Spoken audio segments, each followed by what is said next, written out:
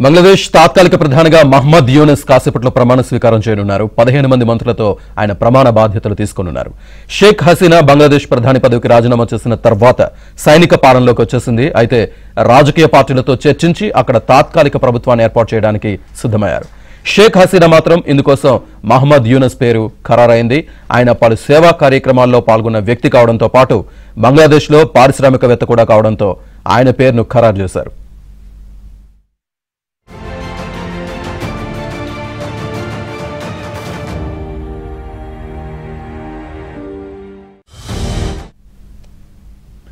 బంగ్లాదేశ్లో అస్థిర పరిస్థితి కారణంగా భారతీయ వీసా కేంద్రాలు నిరవధికంగా మూసివేయబడ్డాయి. అశాంతి కారణంగా షేక్ హసీనా ప్రధానమంత్రి పదవికి రాజీనామా చేసి దేశం విడిచి వెళ్లాల్సి వచ్చింది. ఆ తర్వాత బంగ్లాదేశ్లోని అన్ని భారతీయ వీసా దరఖాస్తు కేంద్రాలు తదుపరి నోటీసు వచ్చే వరకు మూసివేయబడనున్నాయి.